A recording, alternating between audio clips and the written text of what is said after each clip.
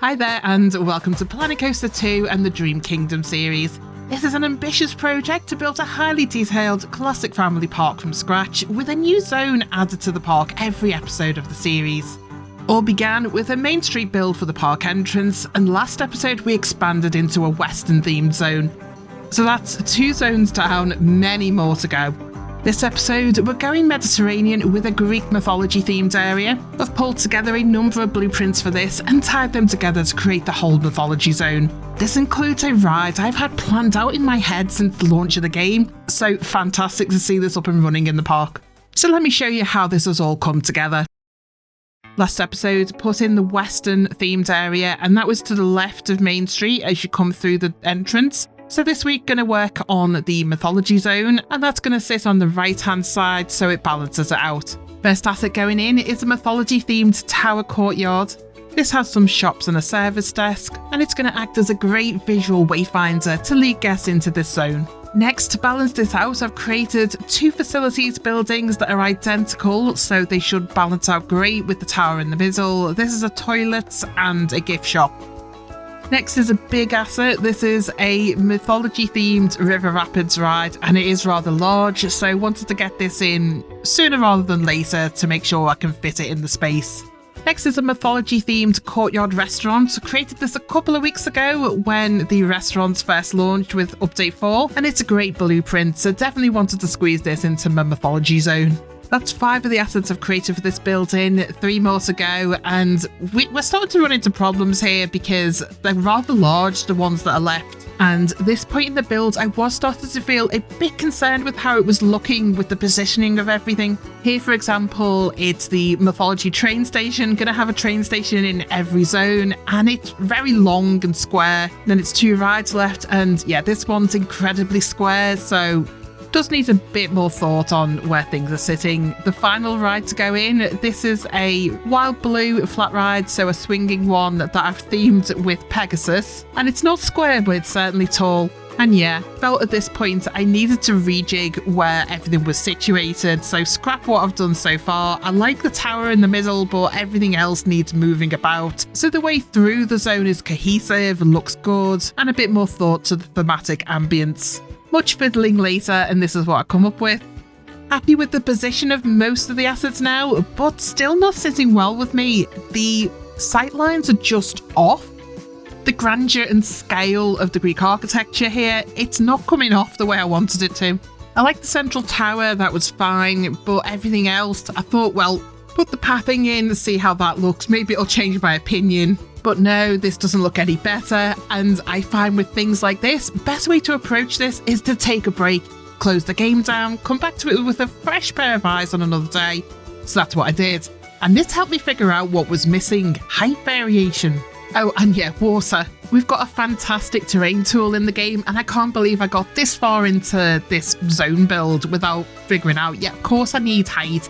I need water, I need rocks. This is a Greek island, or it's supposed to mimic a Greek island. And the great thing with Planet Coaster 2 is you can merge assets together like this. You can add steps in the height variation, and it brings so much more depth than having this as a flat pancake land.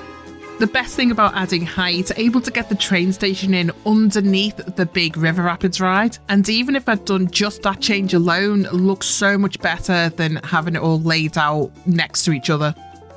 So yeah, that's how I've turned around what was starting to become a problem into a solution. I was much happier with the layout at this point, so all that's left to do is to fill in the gaps with lots of rocks, lots of trees, lots of plants. So I'll do that and we can take a proper tour. So welcome to Isle of the Gods, the Greek mythology theme zone for the Dream Kingdom Park. This certainly has a Mediterranean feel to it, and it's meant to evoke a sense of elegance and grandeur to tie in with the great architecture here. To start off with, we've got a bridge going over a bit of a lake leading you into the zone, and this draws your eye to this big central tower I've put in, and this is the visual wayfinder to lure guests into this zone. It is also functional, got some food and drinks counters in here and a guest services, so guests will come through here because they've got a purpose to.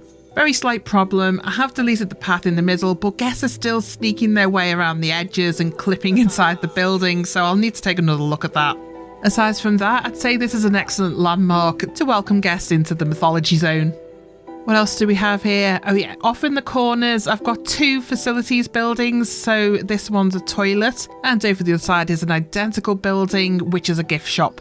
Originally, these were much closer together, but didn't look great, so I've spread them out a bit, and it looks much better. Now, a slight illusion here, the gift shop inside. Yeah, I haven't decorated in here, sorry. There's been so much going on in this build, really wasn't feeling the interior decorator in me for this. Instead, we've got some lovely landscaping going on with this section, going for that Greek island ambience with all the rocks and the water and stuff. Oh, and you'll notice here, so this backs onto Main Street and managed to get that completely out of the sight line by using trees. Used a lot of trees in this section. Honestly, once I finally got the terrain figured out, it was a fun build. Anyway, the pathing for this zone is essentially bridges, and we've got this water that's directly underneath most of the landscaping. And yes, a big improvement. We've got the train line running now, the transport train line. I have connected this all up to the beginning. So yes, guests are using this now to get around the park. Oh, and here we go. Get to see it go under the bridge. Was careful to make sure it's got the clearance it needs. And there we go. Just makes it. Oops. Forgot to remove my plaster measuring tool there. Use that to check the height of the train and then make sure that the height of the bridges match that. Something I forgot to take out. Anyhow, happy the trains are now running, guests are using them. I love the height difference, so the track runs under the pathing of the ride. Oh yes, and yeah, this is my favourite ride in this build, Splash of the Titans. Gives you a hint what this one's about. But before I show you the ride, I was hoping the train would leave the station and we could see it going along the path there, but taking its sweet time. Probably because we don't have enough guests in the park yet for the rides to fill up straight away, so it's waiting there for more guests and need to use it. No matter, you can get the gist here. The paths go over the train line and the train goes underneath. Simple really, I guess. This connects directly back to the entrance train station, then the western, and of course we'll be adding more as we expand more zones. Now, River Rapids, had fun with this. Splash of the Titans, very much embracing the mythology theme. Oh, and there we go. Just as I've moved on, the train's going. Fine, I guess I'll watch it go under the bridge since I'm already here, and it took a bit of work to line it up. So there we go, train. Anyway, Splash of the Titans, lots of height variation at the front here, so the path up, the queue path, very long queue path, and it's a very popular ride right now. Wasn't intentional, but this is a 5-star prestige ride. I don't know how, because it's not very exciting in terms of the track and the game mechanics, how they calculate exciting rides. It's family friendly. Maybe it's the sheer volume of decoration I've got in here. Around 3,500 pieces in total. So theming for this ride, loosely based on Clash of the Titans, but a spin on it for being a river rapids, called it Splash of the Titans. Loosely follows the narrative of the 1981 films, so we've got Mechanical Owl and Pegasus first. The calm section of the ride, should we say. This does change as we go on. If you're like me and a child of the 80s, you too were probably traumatised as a small child by some of the stuff in this film. Starting with the scorpions. Giant animatronic scorpions in the film. Done the best I can to replicate them here with the art shapes and the animatronic pieces. You get the gist of it, but yeah, the legs are very iffy on this. Look like boots. Anyway, past the scorpions, that brings us up to another lift hill, and this is the highest point of the ride, so thought I'd replicate that with the heavens. So got Pegasus up here, high in the sky. That takes the rafts around a hairpin bend, and then we're into the main ride drop section. So may as well wait for the raft to catch up. Let's watch it run down the very long drop. Here we go. Whee! Ooh, speedy. This takes you into Medusa's underground lair. Starts as a passageway to get used to the darker light and build up the tension. So follow the raft around the corner, and then we're into the darker section, and this is where Medusa is lying in wait for our rafts. Added a bunch of them here because not all guests get to see Medusa from the various angles the raft's at, so thought I'd put a bunch of them in and they all get a view. Nobody escapes the horror.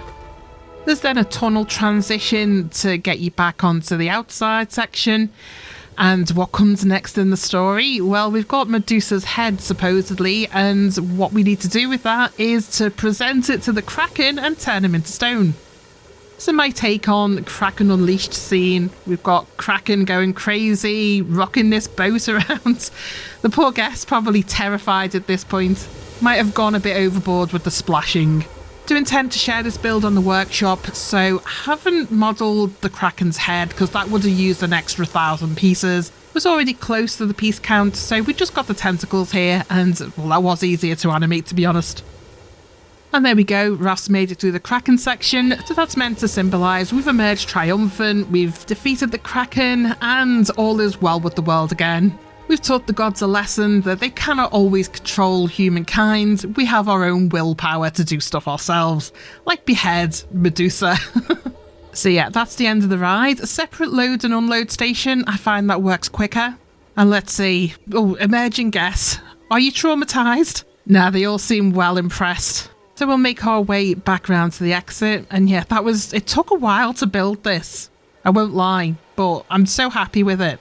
Now, moving on, take a quick look at the Mythology restaurant. I have already showcased this in another video, but it's part of the design here, so let's take a quick look. Essentially, outdoor dining with a restaurant and courtyard seating.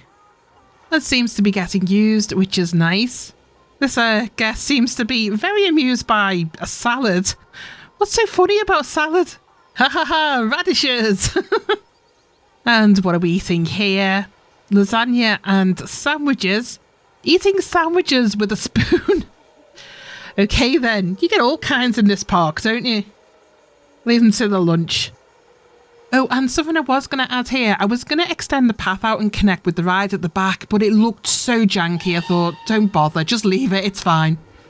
I think the other thing with this restaurant, it looks much better isolated from the other buildings. So where I've got a bit of an island around it, it looks much better that way than originally I had it connected directly to the River Rapids ride, and it was too much going on. The two other elements in this build, we've got 2 rides left. Again, very elevated with these, looks much better than flat on the ground.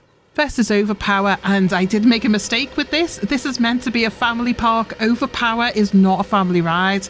I ticked the button when selecting rides to have for all ages, and for some reason it just showed me everything, so even the stuff that's for adults and teens only, hence why we've got Overpower. I'd already done the skin for it before I noticed, so we're left with one ride in here that's not family friendly.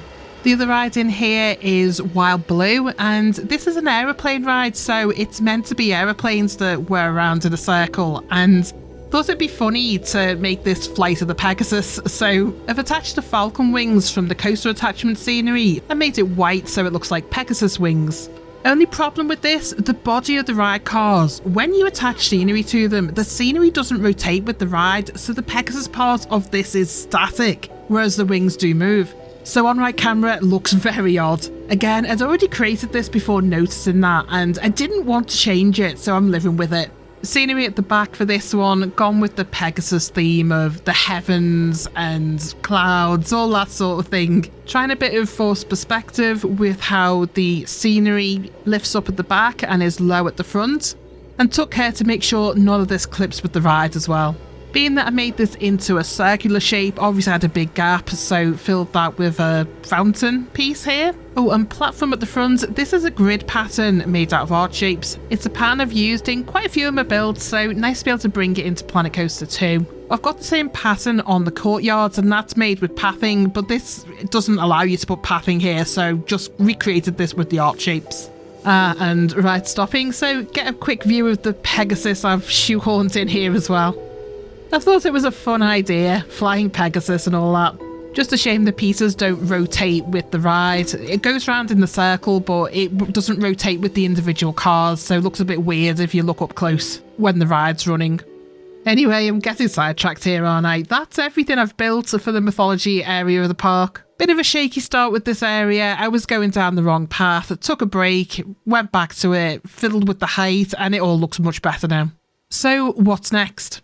Obviously a new zone, and I'm thinking of doing it right next to the Mythology Zone. because, okay, so I could do it next to the Western Zone, could start a new zone here, but I'm reserving this for the sci-fi. I've got a great idea that ties in Western with sci-fi theme, so gonna come back to this area, leave it blank for now. We'll be working on the right-hand side again next episode. Not sure what theme I'm gonna go for. Potentially an aquatic zone, but I will admit I'm not in love with the aquatic theming in the game. I think there's not enough pieces. It's too limited. So it's going to be a bit of a challenge to do that one. Hey, maybe I should just take it on. Guess we'll see next episode.